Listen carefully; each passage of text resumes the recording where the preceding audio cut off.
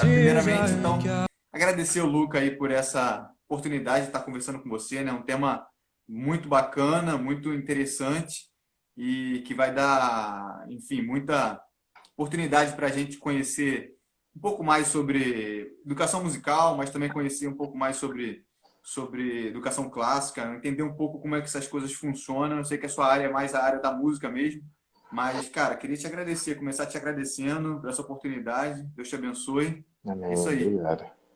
Obrigado, prazer estar aqui. Quando eu descobri a tua página, você entrou em contato comigo, né? Você mandou alguma mensagem, eu entrei na página, achei muito legal. Foi. São assuntos que eu, enfim, a música, claro, assuntos que eu gosto da minha vida. A teologia também, um assunto que eu tenho investido um tempo para estudar, para entender mais sobre. E Uhum. café também, pô, café, né? Opa, tô esperando alguém para conversar sobre café, cara. Até agora eu não Poxa, arrumei, mas a gente vai arrumar. Na verdade, o legal. Rafa tá me devendo, porque ele me prometeu o contato com você. Eu tive que vir na cara de pau para conversar com você, mas tá tudo certo.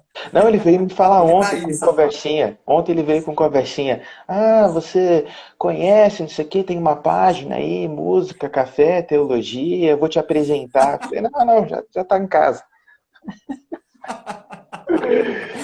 Cara, obrigado, cara. Bom, então vamos lá, né? Vamos pro papo, porque senão daqui a pouco a live encerra, a gente não começou ainda. O Bora. Luca, ele é de uma família muito tradicional, né? Ele é filho do Adalto Soares, que é um trompista excelente, professor universitário. Ficou aqui no Rio pouco tempo, uma pena, né? Uma pena ter ficado no Rio tão pouco tempo. Enfim, irmão também do Bruno, né? Bruno é um trompetista fabuloso, fabuloso. Então você já vem de família musical, né? Uhum, exato, é. Meus pais, né, minha mãe também é percussionista, ela é formada em piano na Unicamp, mas ela é percussionista. A profissão, né, a carreira dela se desenvolveu como percussionista. Ambos tocaram na Orquestra Sinfônica de Campinas, depois, enfim, foram para São Paulo, fizeram carreira lá.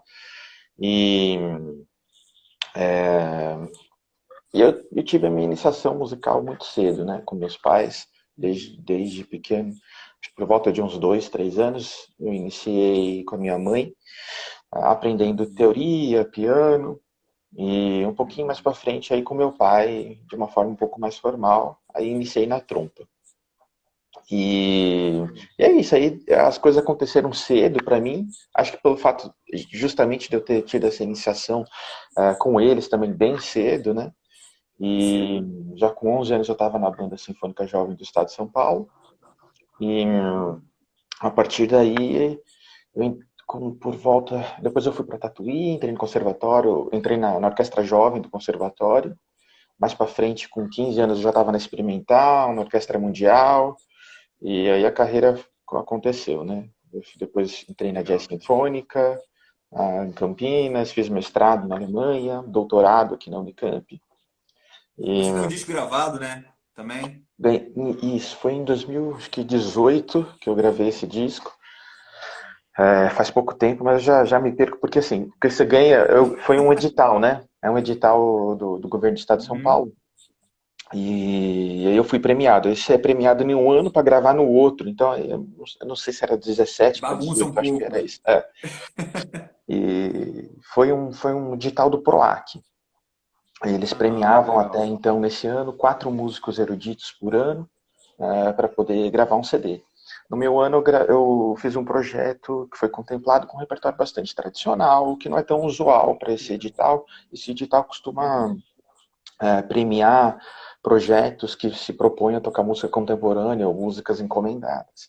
No meu caso, deu certo, né, esse repertório mais tradicional, e que é um repertório que não tinha sido gravado até então aqui no Brasil, né, ou por um brasileiro. Enfim, com uma orquestra de câmara, tem músicas barrocas, né, um repertório bem particular, repertório tradicional da trompa, ou seja, é, pede, pede-se em concursos, né, um repertório que se toca Eu vi bastante, lá mas que a que gente é um acaba repertório não de tocando. trompa mesmo. Exato, mas é um Então, repertório que simplesmente ainda não tinha sido gravado, e achei bacana fazer um projeto assim, deu certo, graças a Deus. que legal. Cara, também tem o projeto do seu livro, né? Que tem mais a ver com o nosso assunto. Se você pudesse falar um pouquinho dele.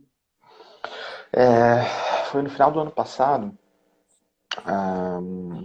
Existe um programa, eu já vou entrar um pouquinho no assunto, existe um programa, um currículo de educação clássica cristã que a gente segue com a nossa filha, né, com a Helena, né? E esse currículo é do Classical Conversations.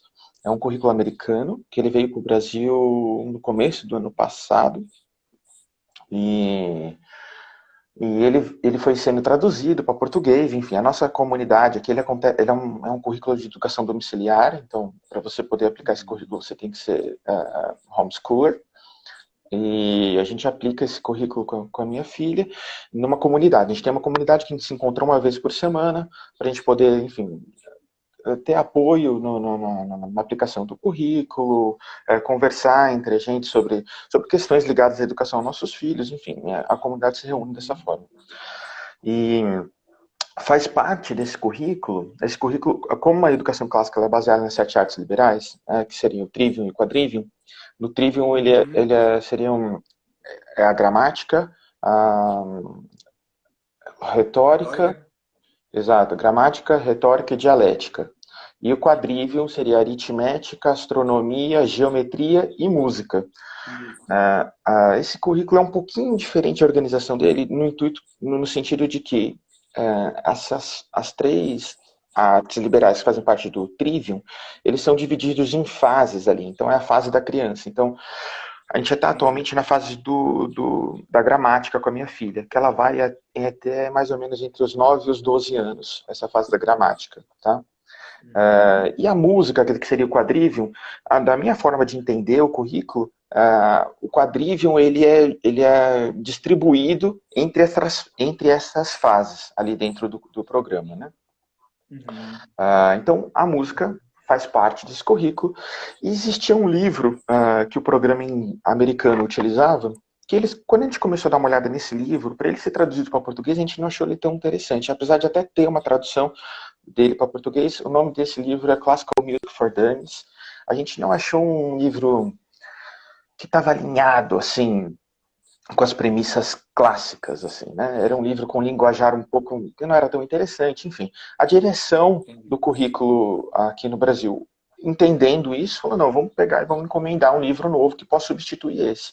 E aí eles encomendaram para mim esse livro. Como eu já fazia parte do programa, enfim, já tenho uma carreira, né, na música, e eles encomendaram esse livro com o intuito de que eu pudesse escrever algo que iniciasse as famílias a uma apreciação musical.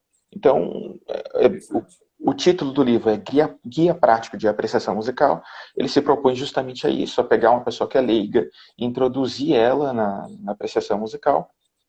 E ele é feito de tal forma que, ainda com esse pensamento de educação clássica, o conhecimento ele é voltado aos pais. Então, o livro ele tem uma linguagem adulta, né, para o pai poder entender o livro. E o pai, ele é a fonte de conhecimento ali do filho, né?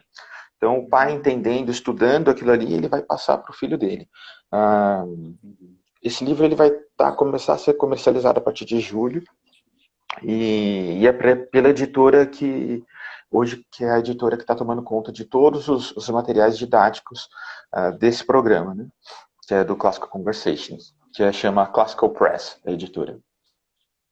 Muito legal, cara. E você, assim, a gente já deu uma pincelada em algumas coisas, você falando do livro acabou dando uma pincelada, mas eu queria, assim, para o público leigo, né, e eu vou até me incluir no meio deles, como que a gente pode conceber, assim, até de forma mais panorâmica, de forma mais pincelada mesmo, que seria essa questão da educação clássica e o que ela tem a ver diretamente com a música? Eu vi você falando de trivium, quadrivium, pudesse explicar um pouquinho pra gente? Ela tem a ver a música ela se encaixa dessa forma, né? Ela faz parte do quadrívio e a educação clássica, de uma forma geral, ela é uma educação baseada nas 7 artes liberais, nos grandes livros e na tradição, enfim, do conhecimento humano. A educação clássica em si, enfim, tem uma linha que fala que ela vem dos gregos, né? É a linha mais corriqueira, quando você vai estudar, você entende que os gregos iniciaram essa tradição, mas se você tem também uma outra linha que você vê que a educação clássica, ela começa, na verdade, com os judeus ali, com o povo hebreu, né? de forma, quando você começa a entender algumas coisas de uma forma um pouco mais profunda da educação clássica, você vê que você já tem ali o cerne dela ali. E eu digo isso no intuito de quê? Justamente como quando a gente pensa em música, né? Dentro do, por exemplo, no programa que a gente está fazendo agora com a Helena, no Class Conversations, nessa fase que ela está na fase da gramática, é uma fase de memorização.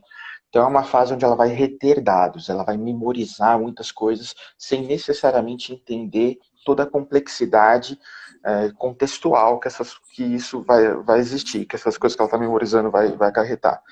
Então, ela vai... E uma das principais formas dela conseguir fazer isso, memorizar, é justamente através da música. Né? E a gente já vê isso ali na Bíblia, que o povo hebreu ia cantando cânticos, ia memorizando dessa forma, enfim, ia memorizando a palavra dessa forma, nas viagens e tal. Então a gente já vê Fora uma a tradição primícia disso. Talmud também, né? A tradição Talmud, que era uma tradição de rabinos que formavam as crianças, sei lá, a partir de 6, 7 anos de idade, eles já estavam com a Torá decorada, né? Ainda tem essa. Olha só, então. E aí... só um minuto que tá caindo aqui. E Acontece. aí... Então, e aí a educação clássica, ela se propõe justamente a você conseguir organizar, através dessas 7 artes liberais, a formação de um indivíduo, uma formação completa, se propõe a formar de uma forma plena o indivíduo. Né? E ela também, ela não é o fim, tá? Ela é o início, ela é a formação do jovem. Ela chega ao ponto de que daí a gente entra nas 3 artes aí que formavam os doutores, e que até hoje a gente fala que é doutor, né? Que seria aí o direito, a medicina Medicina. e a teologia, que deixou de ser doutor, né? Então, mas enfim, que eram os doutores. Aí quem continuava uma educação formal, depois dele ser formado nas artes liberais, o jovem, ele ia ser formado aí no ensino superior, digamos assim, e daí ele ia ser formado nessas 3 áreas.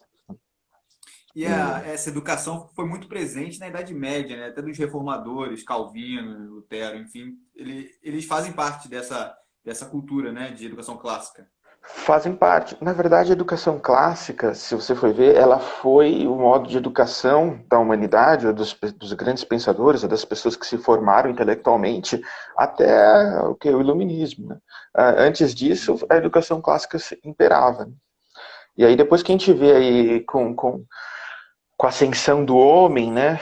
Ah, sendo o centro do universo e ele sendo responsável por ele mesmo e o gerador do próprio conhecimento, você começa a mudar um pouco as coisas. Também contribuiu a reforma industrial, a Revolução Industrial, no sentido de que aí eles precisavam formar técnicos, né, pessoas bem específicas dentro de áreas específicas. Aí toda a educação foi reorganizada de modo que pudesse formar pessoas que servissem a um fim, que era trabalhar nas fábricas. E aí a gente começou a ter a educação que a gente tem até hoje. O modelo de educação vem daí, né, que a gente hoje que estão nas escolas.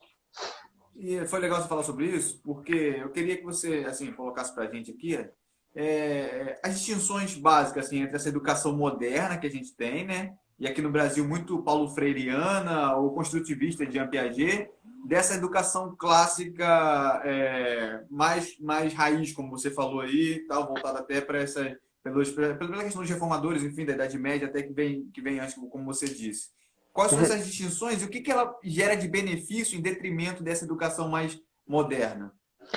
Então, a gente tem que só fazer uma distinção entre educação clássica e educação clássica cristã. Porque a educação clássica, Legal. como eu falei antes, ela vem também de uma tradição dos gregos, e aí não tem nada a ver Uhum. com o cristianismo, enfim, né? É, Uhum. não tem nada a ver assim, no sentido de que ela não vai buscar revelar Cristo dentro Entendi. da educação. Que no caso da educação Ela não tem clássica a ótica cristã, cristã. não tem a cosmovisão. No caso da educação clássica cristã, é isso que a gente quer fazer, a gente quer revelar Cristo a todo momento. Então, quando a gente vai estudar matemática, a gente está estudando ali a infinitude dos números, a gente está relacionando isso com a infinitude de Deus. Enfim, aí é só um exemplo qualquer que eu estou dando aqui, mas só para entender que a base, o princípio de toda educação clássica é isso, é revelar a Cristo, é uma educação cristocêntrica, educação clássica cristã. Uhum. E a educação que a gente tem hoje é uma educação pseudo-neutra, né? Enfim, que dizem ser neutra, que na verdade não é neutra, não existe educação neutra, né? Se você não revela Cristo dentro da educação, você está sendo tendencioso a você não querer revelar Cristo dentro da educação. Se você revela, você está sendo por outro lado, você está revelando a Cristo. Enfim, sempre vai existir um norte, né? No modelo educacional. E eu até escrevi um texto sobre isso um tempo, aí particularmente, isso daí, né, algo que eu percebo, que quando eu coloquei, digitei no Google, né, a escola me faz sentir, ou a escola, eu sim, a escola, né, só escreve a escola e o Google completa para você. A escola me faz querer morrer, a escola me dá depressão, a escola, sei lá o quê, aí eu quero me matar na escola. Aí você vê, que é isso, né? O que está acontecendo na escola? E, na verdade, assim, eu sentia tudo isso quando eu estava na escola, né? Mas é uma mistura de uma ansiedade, é um estresse, é uma coisa que você não tem, enfim, você não tem um porquê das coisas na escola. O seu porquê é o quê? Você tirar uma nota específica para você pegar uma carreira. Mas quando você vai ter aquele turbilhão de informações, o que que isso traz para você ali dentro, né? Você fica perdido enquanto jovem, né? Então, enfim, a educação clássica cristã é justamente ao contrário. Você entrega respostas para o aluno. Você mostra para ele que existe um Criador, da onde que ele veio, mostra para ele que todo conhecimento vem de Cristo e que tudo é feito para o louvor de Deus, né? Enfim, esse é o modelo de educação que a gente escolheu para educar nossos filhos e é o modelo que a gente tem seguido. Que legal, cara. Agora, me fala uma coisa. A gente está falando de artes liberais e tal, e a música é uma delas. Mas, por exemplo, hoje com essa ideia de seletividade, né, e direcionamento, digamos assim, da questão da educação, isso aí você falou bem com a questão da Revolução Industrial, a gente vê, por exemplo, pessoas já tendo um direcionamento de profissão desde a infância, né? Ah, eu vou ser advogado, eu vou ser médico, eu vou ser, enfim, qualquer outra carreira. O que, por exemplo, estudar artes liberais, estudar, por exemplo, a música, vai contribuir na formação do indivíduo para que ele desenvolva uma carreira que não necessariamente tem a ver com música? Nossa, tem tanta coisa, né? A primeira coisa é que, assim, a gente nunca sabe o que a pessoa vai ser lá na frente, nem se essas profissões que a gente está falando vão continuar existindo, né? Exato. Então, e não que ele vai ser músico, mas Na enfim, fase que a gente está, então, né? caramba. Mas a ideia, assim, partindo de uma ideia geral, né? A ideia geral é que você possa formar o teu filho de uma forma plena, né? Então, por que não música ou por que não outras artes também? E E para a gente agora ir sendo um pouquinho mais específico, aí tem tantos benefícios que a gente pode, né, ver da música. A gente que é música, a gente sabe, se a gente começar pelo menos vamos começar pelo mindset, ou pela forma como a pessoa encara, né, a música. Para você conseguir vencer um instrumento, você conseguir chegar a tocar bem um instrumento, você tem que ralar, é muita dedicação, você tem que ter organização, você tem que refletir sobre o que você está fazendo, entender sobre o seu corpo, o que está acontecendo no seu corpo naquele momento, refletir sobre isso, aprender a estudar, aprender a ter resultados, aprender a falhar, porque a gente falha muito quando a gente está tocando, e a gente, nesse momento, a gente começa né, enfim, são todas essas especificidades que depois, mais para frente, se você traduz isso, se você transforma isso para qualquer outra carreira, isso é a base de um sucesso, né, para outras carreiras, né, você ser uma pessoa, você ser resiliente, você, enfim, se entender o que está acontecendo. Isso a gente está falando sobre mindset. Tem até um livro que eu li um tempo atrás, aquele esqueci a autora, Carol Decker, acho que é Mindset, o nome do livro, e ela fala sobre mindset de crescimento e mindset fixo, acho que é, mindset estagnado. Enfim, e ela fala sobre... E aí tudo que ela falava sobre mindset de crescimento, eu tava, na hora associava com a música, como que a música forma esse caráter, forma isso na pessoa, né? Que ela consegue forma esse mindset de crescimento. Então, falando sobre mindset é isso. Agora, falando sobre aí benefícios bem específicos mesmo, aí tem muitos que a música pode te trazer. Eu faço parte de um grupo de Cognitivos, pesquisa né? Rítmicos. cognitivo, por exemplo, né? Se a gente for falar sobre os benefícios cognitivos, a gente sabe que a música ela consegue aumentar ah, o número de interações entre neurônios no cérebro. Ela, além de aumentar, ela consegue trazer mais eficiência a essa relação. Aí tem uma série de pesquisas também que fala, por exemplo, para você conseguir formar os sons na sua cabeça de uma escala, por exemplo, você vai guardando esses sons de uma forma como se fosse uma biblioteca de sons na sua cabeça. Ele é organizado de tal forma que quando você se propõe a tocar um instrumento, você vai acessar aquele som, você vai reproduzir esse som no seu instrumento. Aí o seu cérebro vai comparar o som que está saindo, né, com o som que você tem gravado, ele vai ver se está certo. Enfim, esse processo todo, ele vai cravar, construir em você um processo de retenção, um processo de memória, que depois um músico formado, ele vai conseguir reproduzir isso também com qualquer outro tipo de conhecimento que ele vai receber. Então, tem diversas pesquisas também que apontam nesse sentido, de que o músico ele tem aí como se fossem tags, colocando cada conhecimento dele dentro do cérebro em tags. Então, quando ele precisa acessar alguma coisa, ele acessa de uma maneira muito mais rápida e mais eficiente do que uma pessoa que não estudou música. Enfim, aí tem muitas outras. Aí, enfim, tem até uma Me pesquisa. senti até um inteligente agora. Agora eu tô Então, achando pô, que eu sou o cara. e a conversa de. Com isso tudo que É, você falou aí, eu devo ser o cara. cara, e tem assim um monte de pesquisas também, e cada vez sai mais pesquisa nessa área, né? Mas que, justamente por quê? Porque hoje em dia, a música, ela é, de certa forma, relevada, né? E não é só aqui no Brasil, em outros países também. E aí, o que que acontece? Eles estão fazendo pesquisas que eles, para tentar provar a importância da música no desenvolvimento infantil, né? E aí tem várias pesquisas que relacionam esse desenvolvimento, esse estudo musical de uma maneira séria com o desenvolvimento econômico de um país. Aí tem um deles, inclusive, que faz uma relação muito legal. Eles fizeram uma pesquisa com mais de, acho que foi 100 mil estudantes no Canadá. É a maior pesquisa que já se fez. E se fez essa pesquisa durante muitos anos. E aí, enfim, tem um grupo de controle que não estudou música e tem um grupo que estudou música. Então eles fizeram essa pesquisa durante todo o desenvolvimento escolar dessas pessoas. E assim, a, a quantidade de notas elevadas, né, academicamente, quão melhores eram os que estiveram estudando música, foi muito relevante, foi algo que não dava para ignorar. Aí eles começaram a relacionar esse aumento acadêmico, né, desses alunos, o que isso ia ocasionar em termos de salário desses alunos. Ia ocasionar em salários de, sei lá, na faixa de 5 a 10 mil dólares a mais por ano. Isso daí numa carreira dava em torno de US$ 1 milhão a mais numa carreira, né, de 40 anos. Isso daí na economia do país dava não sei quantos milhões e centenas de milhões a mais. Daí, então isso tudo para provar algo, né, enfim, que civilizações antigas já sabem há muito tempo que música é importante, ela tem que fazer parte do desenvolvimento humano. Como a gente estava falando antes da educação clássica, a música é uma das 7 artes liberais e ela faz parte da formação integral do indivíduo, ou seja, isso vem desde o povo hebreu, igual eu estou dizendo, desde os gregos, né? Isso já é sabido, mas com o passar do tempo isso foi relevado de tal forma que hoje em dia a gente tem pessoas ensinando música numa escola que são professores de educação física ou formados em artes plásticas. Ou seja, o que essa pessoa vai conseguir formar um músico? Nunca ela vai conseguir formar um músico, ela vai dar um entretenimento ali no máximo para a criança ou tentar buscar alguma coisa. Agora, para formar um músico, ela precisa de muito investimento. Né?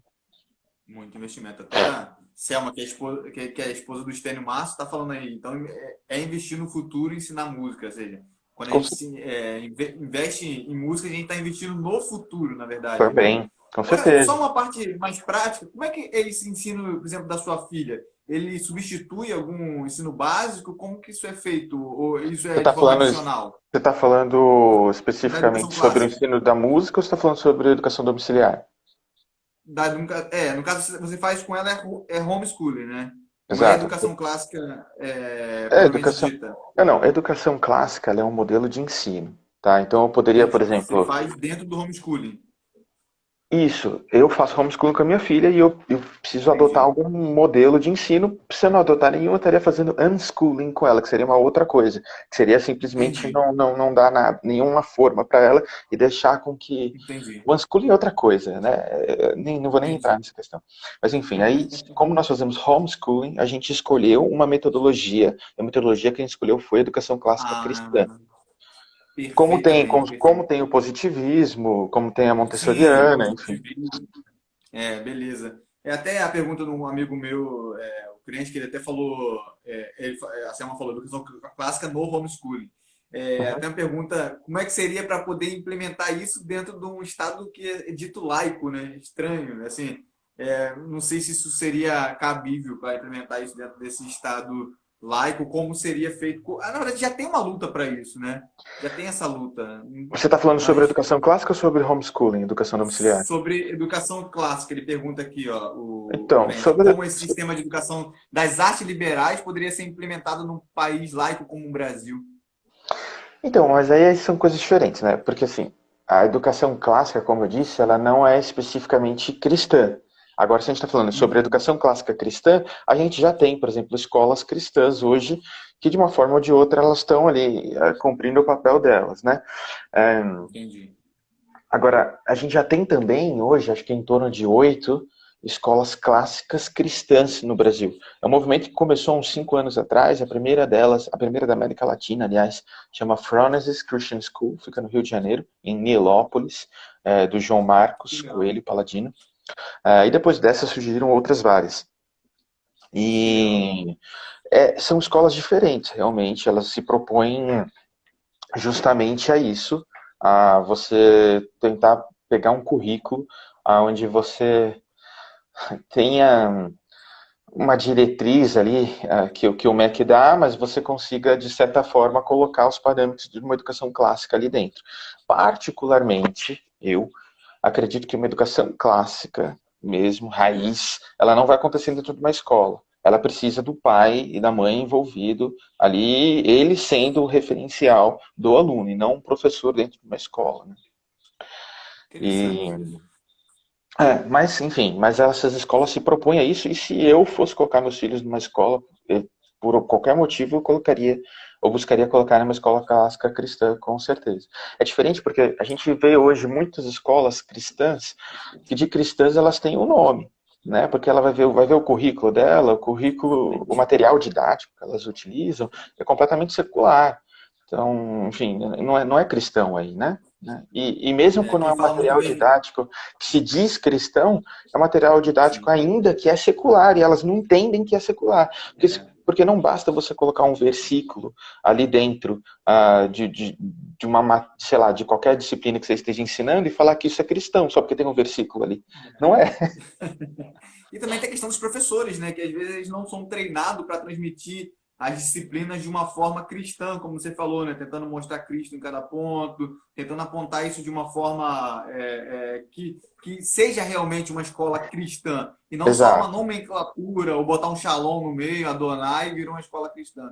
Exato, aí você tocou num ponto muito importante, porque mesmo nessas escolas clássicas cristãs, como eu disse, aí dentro de uma escola, dentro de uma educação clássica cristã, aí em casa, eu sou o referencial, eu sou a base do conhecimento do meu filho. Numa escola, uma escola cristã, raiz mesmo, aquela escola clássica cristã, ela não deveria ter um currículo ou material didático como base. Ela deveria o quê? Formar os professores para eles serem a base do conhecimento dos alunos, e não depender de material didático X ou Y para que isso aconteça. Então é uma coisa bem complicada de acontecer, né? Hoje em dia a pessoa vai se formar em pedagogia aqui no Brasil, é uma loucura, né? O que eles aprendem, sair de lá sabendo. E aí depois, o que tem movimento surgindo e aliás, a gente está propondo um desse, depois eu posso até falar um pouco sobre, que é que a gente consiga formar aí os professores com uma cosmovisão cristã para eles poderem revelar Cristo dentro da especificidade de ensino de cada um deles. Né?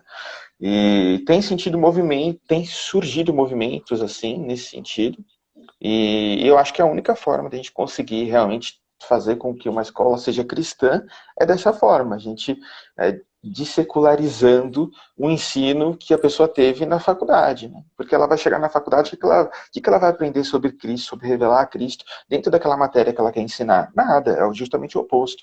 Ela vai aprender o quê? A falar, não, isso daí você deixa de lado, isso daqui não é assunto de escola, né? Assunto de escola é você... Isso é foro íntimo, né? A mania agora é falar, isso é coisa pessoal. A fé Exato. é coisa sua, né? Cada um tem a sua e a amizade continua, né? Mas eles usam a fé deles no debate público. Mas enfim, isso é assunto uma outra live. Hum. Cara, essa questão do ensino hoje, né, e a questão da pedagogia paulo-freireana, essa construtivista, enfim, os outros modelos que existem, que são bem em voga no Brasil, pregam um certo relativismo, né? Ou seja, ausência de verdade absoluta, ausência de padrões, a ausência de métodos para se aferir a qualidade, por exemplo, de uma obra de arte. É por isso que a gente vê cada vez mais surgindo obra de arte, que na verdade de arte mesmo não tem nada. A gente que é músico, quando você vai no festival de música contemporânea, o que a gente vê de absurdo chamado música ali ganhando muito dinheiro, ganhando editais, a gente vê que de música mesmo não tem nada. Uhum. Tem obras de arte de artistas defecando em latinhas, fechando a latinha e expondo como obra de arte. Enfim, tem absurdo para tudo quanto é canto. É. Desculpe a expressão, mas acho que esse horário já pode. É, então é o seguinte, essa questão da educação clássica, das artes liberais, o jeito que você vê as coisas aí, ela muda também esse jeito da gente julgar uma obra de arte? Existe parâmetros para a gente falar a música é boa, a música é ruim, ou vice-versa, enfim? Tem como a gente fazer isso? Eu acho que assim, independente da arte, da educação clássica, existem sim parâmetros para a gente fazer isso, né? Se a gente, eu vou dar um exemplo, né?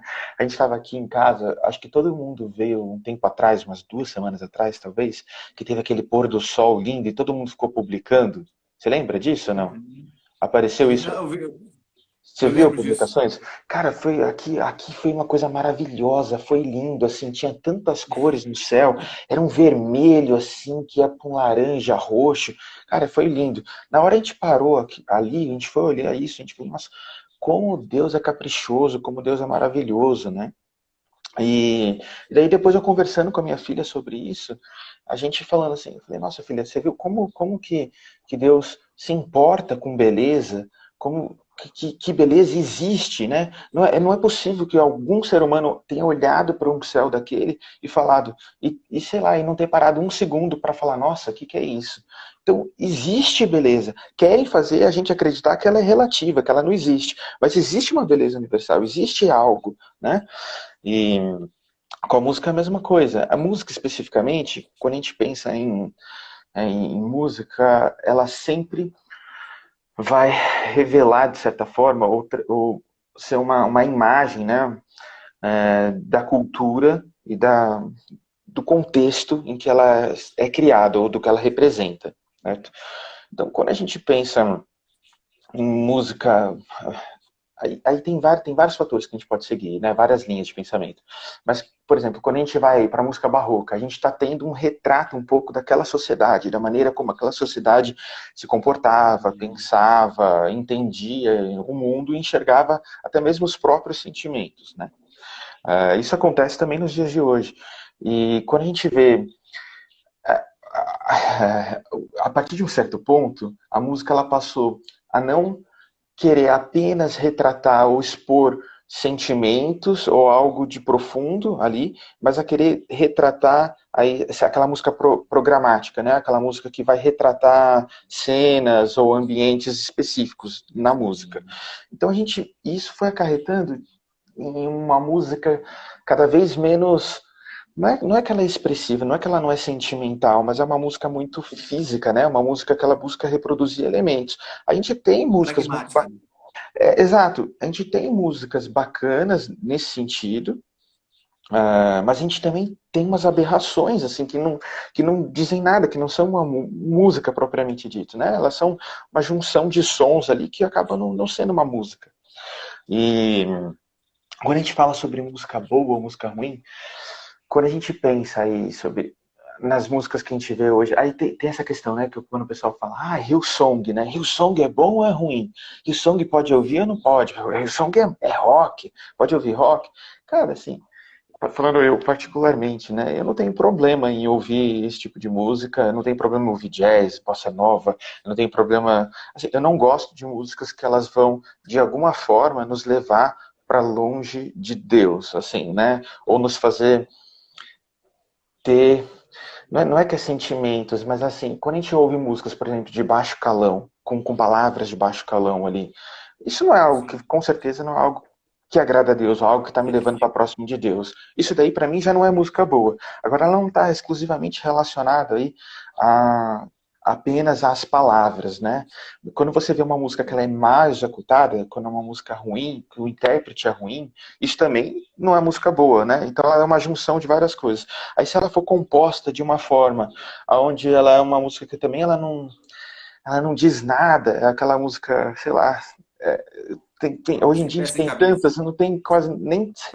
Se fosse essa música mesmo, tem aquela música, quando eu morava na Alemanha ainda, tava com muito sucesso aquela música do Michel Teló, aquela, né? Nossa, nossa, Ah, enfim, só de né? Campinas aí gostem. É, o pessoal de Campinas gosta. Eu sou de Campinas, hein? Ah, é por isso que eu tô zoando. Por isso que eu tô brincando. E é uma música, a letra dela é horrível, né? Tudo bem. Daí só isso aí já serviria para eu não querer ouvir. Aí só que se você pega essa música e você só tira e pega só o que ela representa em termos de composição, também não é nada.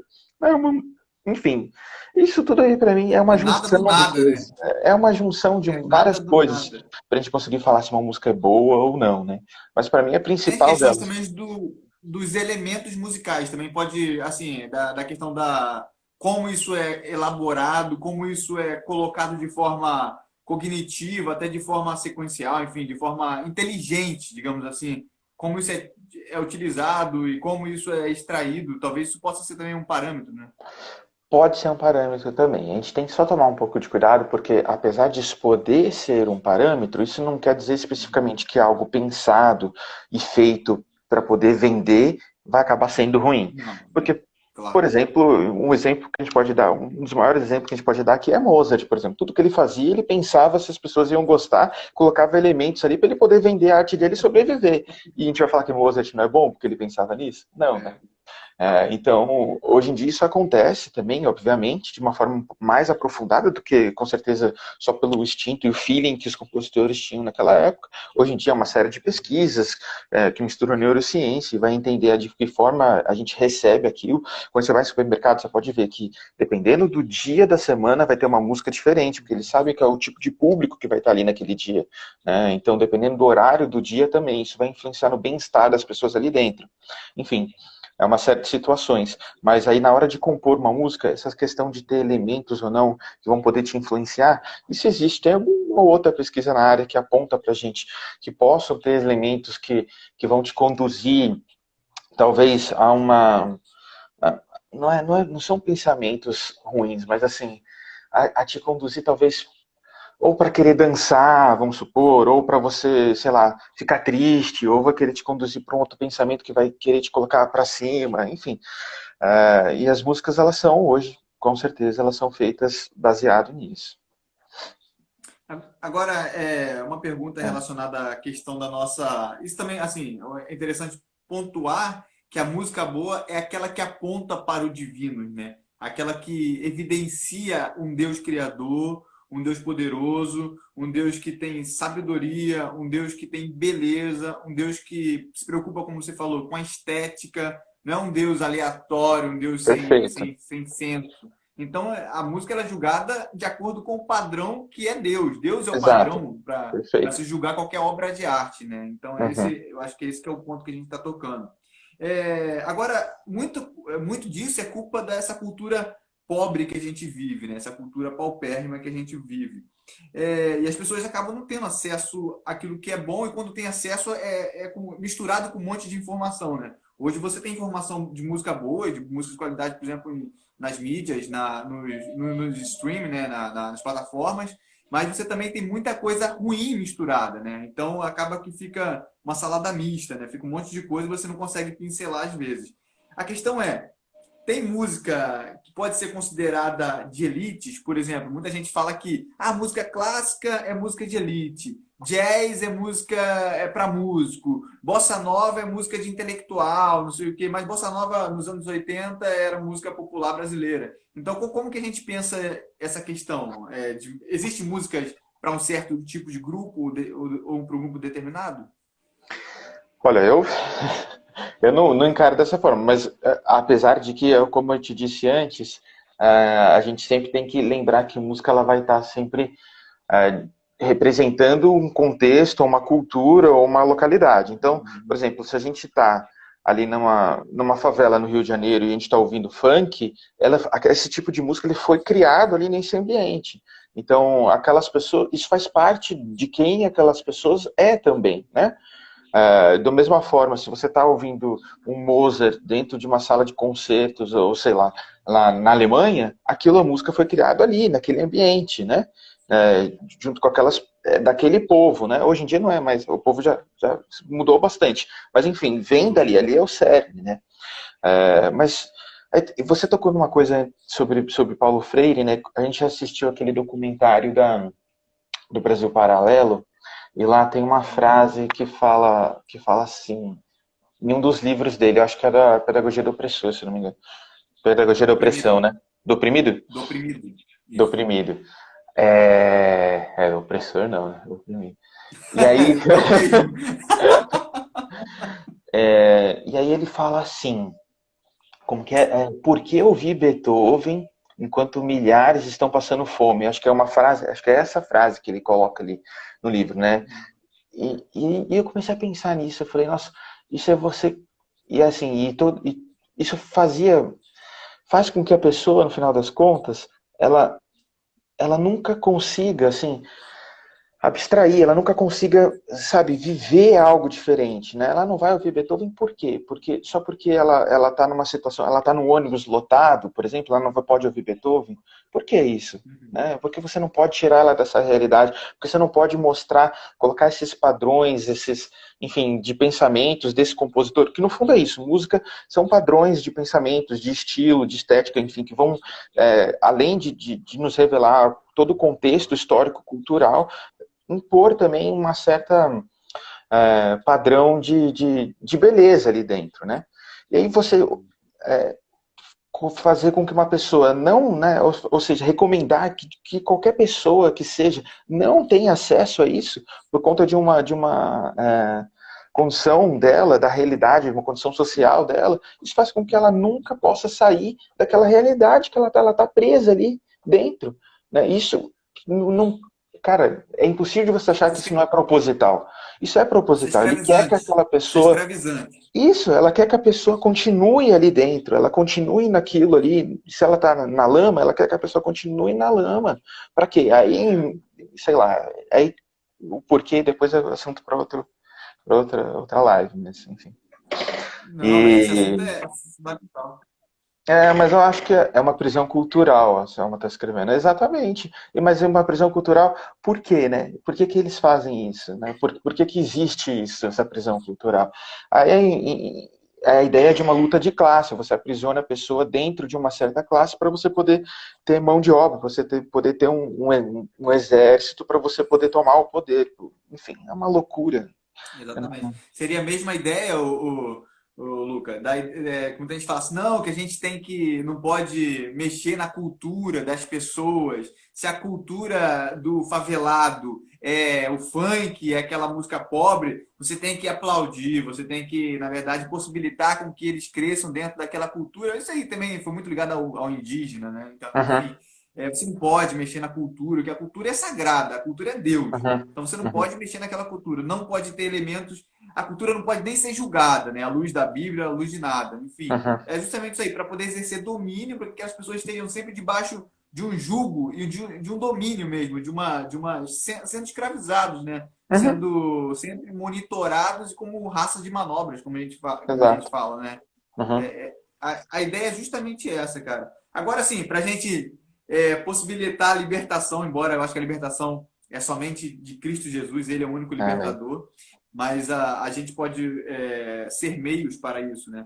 A questão se alguém quer aprender a ouvir música boa, aprender a degustar, até brinco com a questão do vinho e com a questão do japonês, né? Ninguém chega no japonês hoje e fala assim, vou detonar no japonês, eu vou gostar, eu vou começar a comer muito japonês. O cara não gosta de japonês de início. Ele vai lá, come aquele peixe cru e fala, ai meu Deus do céu. Aí na segunda vez ele vai no hot, depois vai tentando, fazendo alguma coisinha ali e tal. Daqui a pouco ele está gostando. Uhum. Enfim, a questão é como que a pessoa pode se desintoxicar para poder apreciar boa música, música de qualidade, e aprender a gostar também dessa ideia, né? Eu quero apreciar boa música, eu quero comer boa música, eu quero Uhum. consumir boa música. Tem um caminho para isso? Tem. Você falou, é engraçado, você deu esse exemplo aí, né? Eu também costumo dar um exemplo do junk food, né? Quando você está acostumado a só comer junk food, ou seja, só, sei lá, lanche, né, de drive-thru, rápido assim, você aparece lá um pratão de salada para você comer, cheio de coisa saudável, você vai comer aquele negócio lá e vai ser, não vai ser tão saboroso, né? Você não vai gostar, né? Mas enfim. Mas aos poucos, quando você cria um novo hábito, aí depois quando você vai voltar para comer aquela junk food, já não vai ser tão prazeroso assim aquela junk food. Você vai comer aquilo lá, você vai achar uma coisa meio estranha. A mesma coisa vai acontecer com música. Então você tem que criar esse hábito. Desde, a Salma colocou, desde bebê tem que expor a boa música. Com certeza, isso é um dos fatores importantes que seja feito. Mas quem já mais velho, não é impossível que a pessoa não passe a gostar, né? Mas é a criação de hábitos. Você tem que criar esse hábito. Você tem que começar a ouvir música. Diariamente, coloca música. Tem muitas mães, né, que a gente faz esse trabalho, a gente tem uma plataforma chamada Inteligência Musical, que é justamente um curso que visa promover ensino de música, de apreciação musical e alfabetização musical para famílias. Especificamente famílias educadoras, a gente foi o nosso público, né, que a gente propôs, mas serve para qualquer pessoa que queira, seja leigo e queira aprender. E, e aí, o que a gente fala? As mães chegam, né, e falam assim, muitas mães quando chegam pra gente falam, mas meu filho não quer ouvir de jeito nenhum música clássica, ele não gosta de música clássica. Daí até minha esposa fala, né, sempre minha esposa fala, mas você ouve música clássica? Você tem o costume de ouvir? Você coloca música clássica na sua casa? A pessoa, não.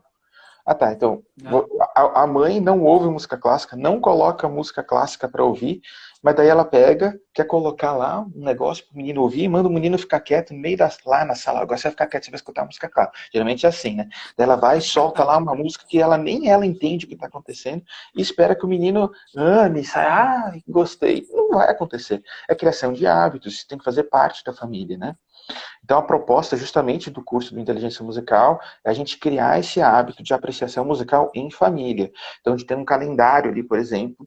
Esse calendário é um calendário mensal, durante um ano tem um calendário, a gente vai passando pela história da música inteira e com alguns meses temáticos no meio. E a proposta é que a família consiga se reunir ao menos 5 minutos no dia. Cara, 5 minutos não é nada, mas já é um momento que muitas famílias falaram pra gente, nossa, esse é o momento que a gente consegue se reunir enquanto família no dia. Então, criou-se um momento, como família, eles se reúnem, colocam a música proposta, a gente dá bullets de informações ali, sobre o que essa pessoa vai ouvir naquela música. Desculpa. Então a gente tem lá, vamos supor que a gente está ouvindo, o próximo mês que a gente vai estudar é música de ópera, né? Então a gente vai fazer um mês ouvindo músicas de ópera. E aí, nesse caso, a gente não, como é um mês temático, a gente não vai definir um período. Então é ópera no modo geral. Então, provavelmente eu vou apontar ali para a pessoa começar a ouvir ali a diferença entre timbres de cantores, mesmo entre cantores da mesma tessitura. Por exemplo, essa soprano canta mais assim, essa mais assado. Olha a diferença entre a voz masculina e feminina, o que você percebe, enfim. Eu vou também tentar chamar atenção para interseções da orquestra ou melodias da orquestra que se assemelhem à melodia que os cantores estão cantando. Tudo para ativando o ouvido e fazendo com que a pessoa vá se familiarizando e entenda o que está acontecendo, né? Isso, para mim, é o básico, assim, que qualquer ser humano deveria saber, é você Não é, ô Luca, identificar o que como está se fosse um acontecendo na música. mantra, né? Uhum. Não é como se fosse um mantra, né? Que você bota a pessoa ali, ela do nada vai assimilando aquilo e aquilo vai internalizando e vai criando uma cultura. Seu filho vai ser um erudito depois de ficar ali exposto. Não é isso? Cara, olha, você sabe que a música por si só, ela também tem esse poder, sabe? Cara, porque é incrível mesmo, né? Porque a música ela é uma linguagem, né? Ela não é uma linguagem propriamente dita, mas ela é uma espécie de uma linguagem universal, ela é uma arte. Uma arte porque ela é uma arte que ela é inerente ao ser humano. Então, é algo que os humanos podem fazer, né? Então, existem certos padrões de música que elas são notáveis, né? Perceptíveis, né, por nós humanos de uma forma universal. Todo mundo entende o que é uma música triste. Todo mundo ouve uma música triste. Todo mundo vai saber que aquilo é uma música triste. Da mesma forma, uma música alegre vai saber que é uma música alegre, uma música que gera tensão. Você vai ficar sabe isso também. Esses são parâmetros, né, básicos, né, fundamentais, universais da música, né? E você, só que daí existem outros parâmetros na música que eles não são tão perceptíveis assim. Eles ainda são universais, mas eles não. Se você não é alfabetizado musicalmente, você não vai entender que ele está acontecendo.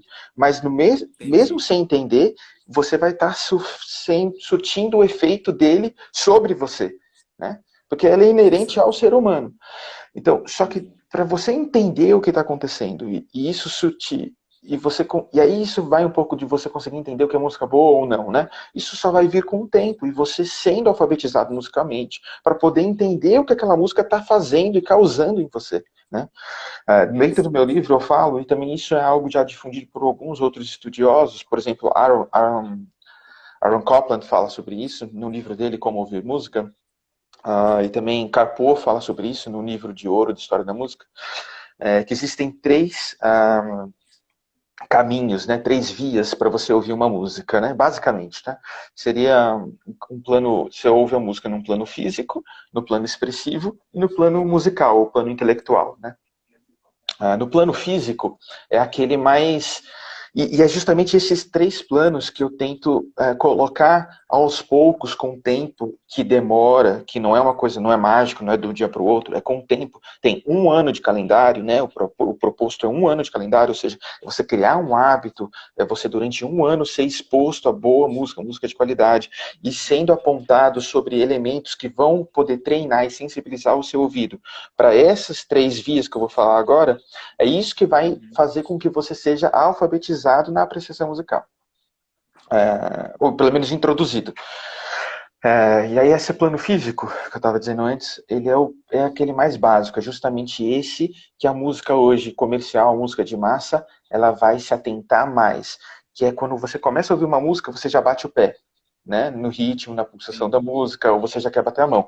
O samba, ele vem muito disso, ele já começa a tocar um samba, um chorinho, você já vai marcando a pulsação, ou seja, já dá vontade de mexer. Esse é seria o plano físico, né? A gente tem o plano expressivo também, que é o plano... o plano físico, ele é um plano muito mais imediatista, tá? Então, e ele se relaciona muito bem com a nossa sociedade de hoje, né? Que é uma sociedade que tudo você tem que sentir muito, tudo tem que, na hora, tem que dar um efeito para você, senão é bacana, né? Senão não é bacana, enfim. Então, quando você tem uma música, essa música já te faz sair e dançar, essa música foi boa. Isso para quem não tem um conhecimento mais aprofundado, né? O segundo plano seria o plano expressivo, que ele tem muito mais a ver aí, ele é dividido em duas partes. A primeira dele ele é um plano que se relaciona mais com o você, né, o seu eu, ou seja, você ouve a música a partir de quem você é, a partir das suas experiências prévias até então. Então, quando você está ouvindo uma música que ela pode ser triste, até eu tive um bate-papo com uma neurocientista uma vez, foi bem legal, e ela falando que não, assim como não existe uma impressão digital igual a outra, não existe um sentimento igual a outra. Então, o que é tristeza para mim, ela pode ser tristeza para você, mas ela não vai ser exatamente igual para você, né? O cérebro, ele é infinito, né? A variação de sentimentos que existe. Então, quando você ouve uma música a partir desse plano, do plano expressivo, do eu, né? Você está ouvindo a partir das suas experiências e sentindo ela dessa forma. Então, por isso que eu tenho uma música que é muito especial para mim, porque ela se relaciona com você de uma forma que ela não se relaciona com outras pessoas, talvez, né? Mas ela vai ser especial para você dessa forma. E tem a segunda parte, aquela parte universal que eu estava dizendo, que são aquelas percepções mais generalizadas que todo mundo tem, triste, alegre, sei lá, né? De batalha ou de tensão, enfim. E a última seria o plano intelectual, o plano musical, que é você entender musicalmente o que está acontecendo naquela música. Então, quando você ouvir uma música, você saber os timbres que estão acontecendo ali, quais são os instrumentos que estão sendo tocados, a frase, entender de repente a parte técnica, né? Uma parte musical, né? Na verdade, né? Que era uma parte que aí realmente você precisa de estudo, você precisa estudar sobre música em si para você conseguir compreender e entender.